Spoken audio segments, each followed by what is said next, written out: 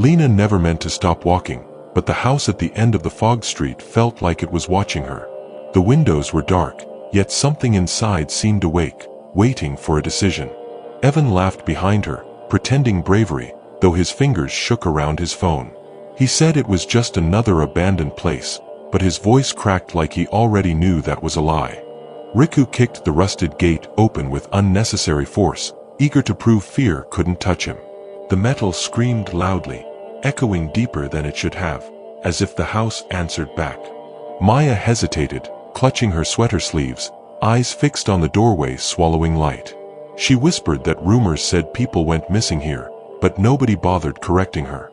Jonah started the live stream anyway, grinning at invisible viewers who couldn't feel the air growing heavier.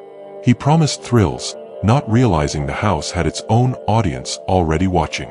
The door slammed shut behind them without warning, cutting off laughter mid-breath.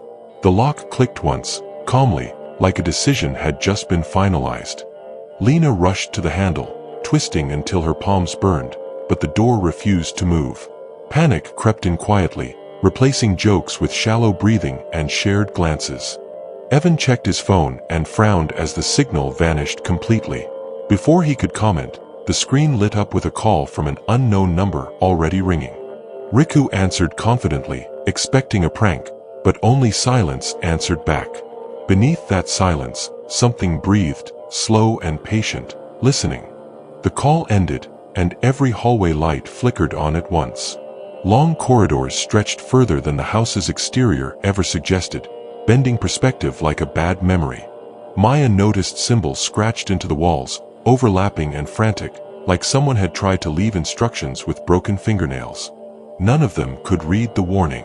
Jonah joked again, but his live stream chat froze, comments cutting off mid-sentence. Whatever signal the house allowed, it controlled completely. They split unintentionally, curiosity dragging them apart through branching corridors. The house seemed to encourage it, doors opening softly only after someone walked past.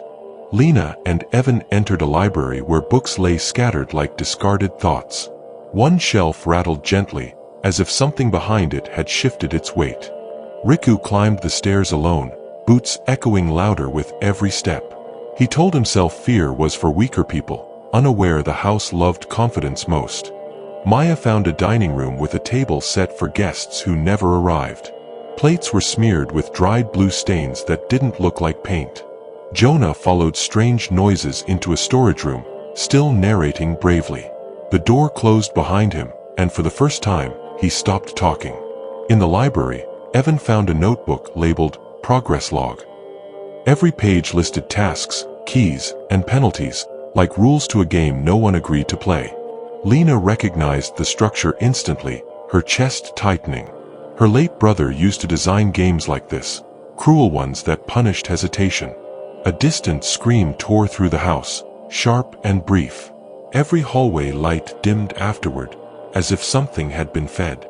Maya ran, heart pounding, convinced the sound came from Jonah. Behind her, slow footsteps followed, never rushing, never stopping. Riku froze on the staircase when he saw movement below. A tall blue figure stood silently, head tilted, as if studying how fear worked. The thing didn't chase him.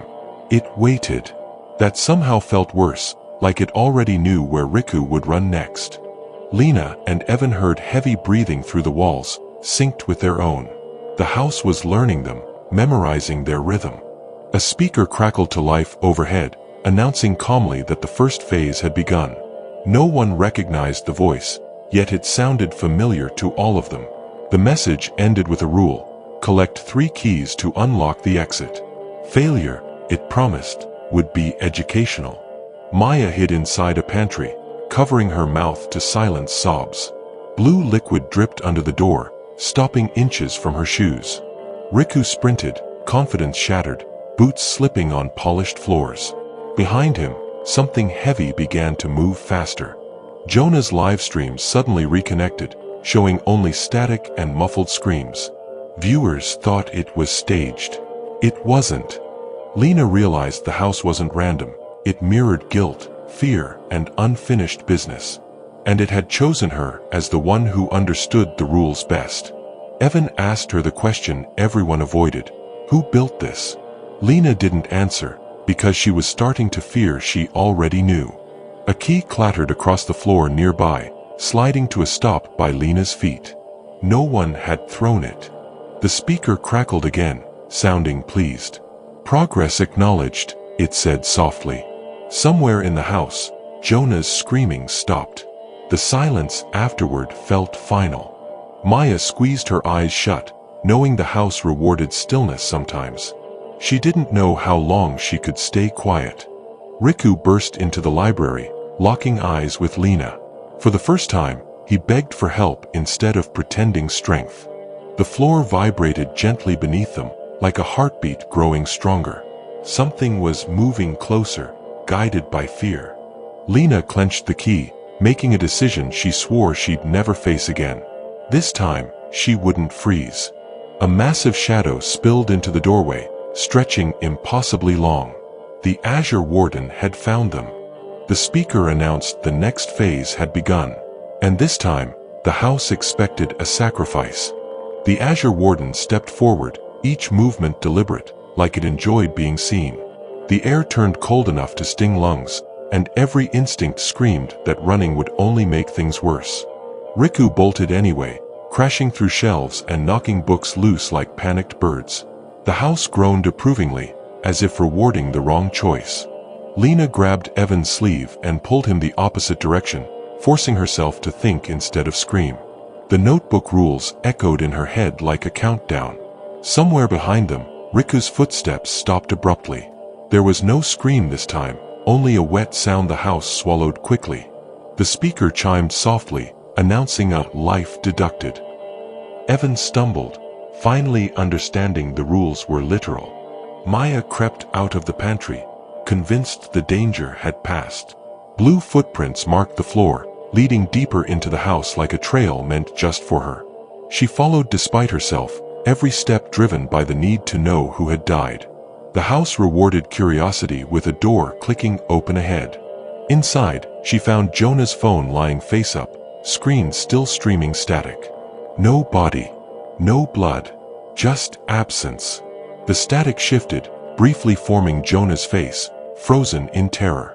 Maya backed away, breath hitching as the image dissolved. Lena and Evan reached a locked music room, the door etched with the same symbols from the notebook. One symbol glowed faintly when Lena touched it. Evan searched frantically, finding a cloth locked inside a chained chest. The chains rattled on their own, impatient.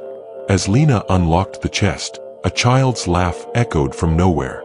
It sounded achingly familiar, tightening her throat.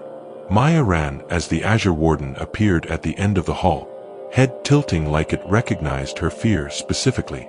She ducked into the nearest room, slamming the door. The door shook once, twice, then stopped. The silence felt like mercy, which terrified her more. Lena wiped the piano clean, revealing carved numbers beneath the grime. The speaker congratulated her, tone almost proud. The numbers unlocked a safe behind the piano, revealing the second key. Evan exhaled in relief that lasted only a second. From the hallway came Maya's scream, sharp and brief. Lena froze, already knowing what the house had taken. The speaker announced another deduction, voice almost bored now. Evan punched the wall, knuckles splitting, guilt flooding his face. Lena realized the house wasn't just feeding, it was teaching. Every loss sharpened the lesson it wanted her to learn. They reached the front hall again, inserting both keys into the exit lock. The door opened an inch, then jammed. A final message appeared, one key remains. One truth required. Lena's stomach dropped. Evan asked what truth the house wanted. Lena finally spoke her brother's name out loud, voice breaking the moment she did. The walls shifted, revealing a hidden staircase descending underground. Cold air rushed up like a breath being held too long. Below, they found a room filled with monitors showing earlier moments from the night. The house had been recording everything. One screen showed Riku running. Another showed Jonah screaming. Lena couldn't look away from either. At the center of the room sat the final key, suspended above a pool of blue liquid that rippled like it was breathing. Evan stepped forward, offering himself without words. Lena grabbed his arm, refusing to lose anyone else.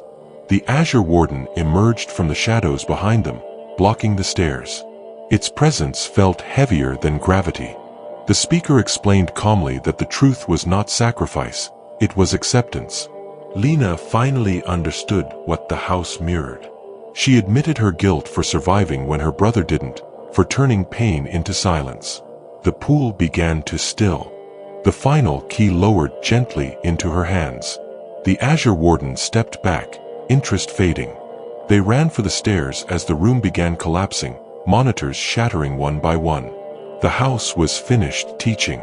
Behind them, the Azure Warden watched without pursuit. Lessons learned didn't need enforcement. They reached the exit, all three keys turning together this time. The door groaned open fully. Cold night air rushed in, shocking and real. Lena stumbled forward, half expecting the world to glitch away. Evan followed, laughing and crying at once. Behind them, the house stood silent, lights finally dark. The front door closed gently on its own, like a promise kept. No screams followed. Lena looked back one last time, certain it was over. She didn't see the faint blue glow reappear behind an upstairs window. Some lessons, she realized, didn't stay contained. They waited patiently for the next player.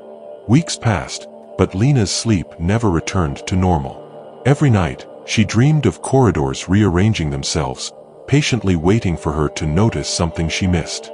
Evan tried to move on, burying the experience under jokes and loud music. Yet every screen glitch, every dropped call, made his chest tighten again. News spread online about the abandoned house, boosted by clips from Jonah's corrupted livestream. Viewers called it fake, which somehow made it feel more dangerous. One evening, Lena received a message from an unknown number. It contained only coordinates and a timer counting down. Against every instinct, she went alone. The location wasn't the mansion, but a closed subway station abandoned after an accident years ago. Blue graffiti marked the walls inside, symbols identical to the mansion's rules. Lena felt the same pressure in her chest as before. A familiar chime echoed through the tunnels. The speaker voice returned, welcoming her back like an old student. It explained that the house was only a prototype. Fear, regret, and denial were portable systems, easily rebuilt anywhere people avoided responsibility. Lena demanded to know what it wanted now. The reply came instantly: observers. Screens flickered on along the walls, showing Evan at home, pacing anxiously. He felt watched, even before he understood why.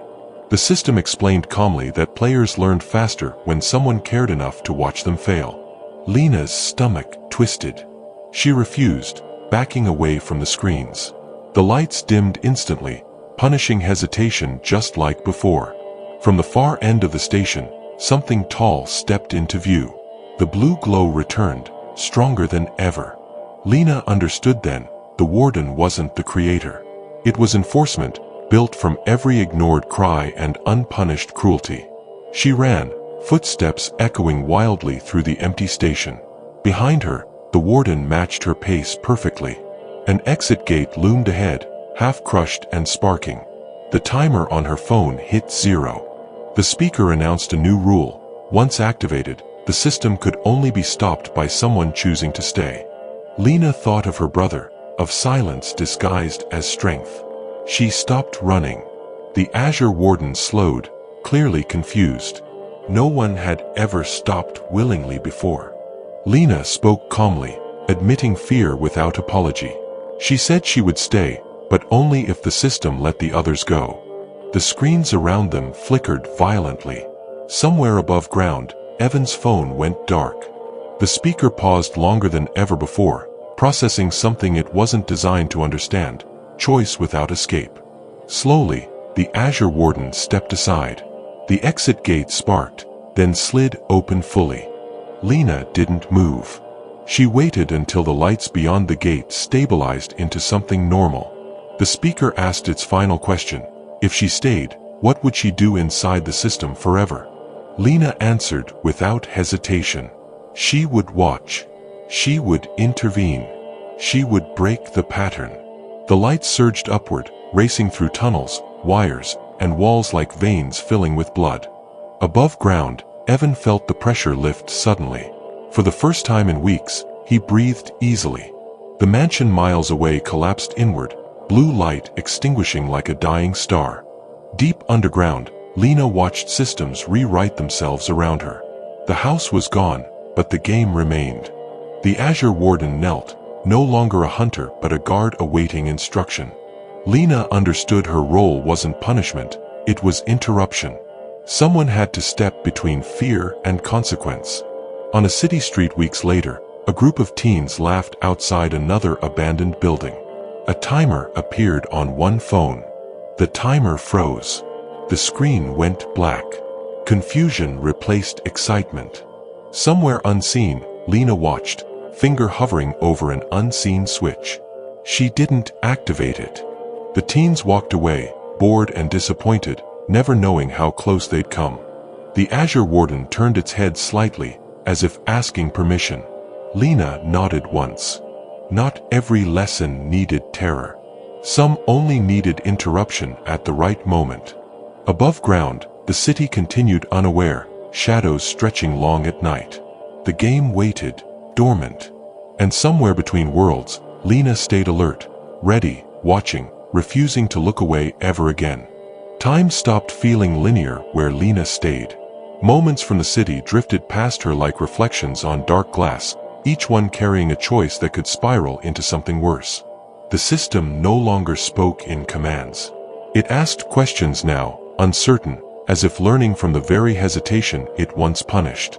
The Azure Warden stood nearby, silent and motionless. Without pursuit coded into it, the creature felt unfinished, almost vulnerable. Lena wondered how many versions of the game had existed before her. How many ended without someone choosing to stay? Above ground, Evan passed the mansion site again, now fenced and condemned. He paused, feeling watched, then sensed something different, like protection. His phone buzzed once with a blank notification. No timer. No coordinates. Just silence. Deep below, Lena closed the feed showing Evan and archived it gently. Some stories deserved an ending. The system flagged a new anomaly miles away. An abandoned mall, late-night trespassers, rising fear. It waited for her input. Lena hesitated, remembering screams and locked doors. Then she adjusted the parameters instead of activating the game. Lights in the mall flickered briefly before stabilizing. The doors unlocked. The teens inside laughed, unaware of the threat that almost formed. The Azure Warden tilted its head again, as if learning mercy by observation alone. It did not move. Lena felt something unfamiliar settle in her chest. Not relief, but purpose sharpened by vigilance. She realized the system could never erase cruelty. It could only interrupt the moment it turned into a game. Somewhere, a rumor died before spreading. A dare went unanswered. A door stayed closed. The city slept peacefully, unaware of how close it came to remembering fear again. Lena remained awake, watching patterns form and dissolve. She accepted that vigilance meant never fully resting. The Azure Warden took a step back into shadow, no longer a symbol of terror but a reminder of consequence. Somewhere far away, another abandoned building waited quietly. It did not wake. Because this time, someone was paying attention before fear could take control. The game never ended, it was rewritten. And as long as Lena watched, it would never choose victims again.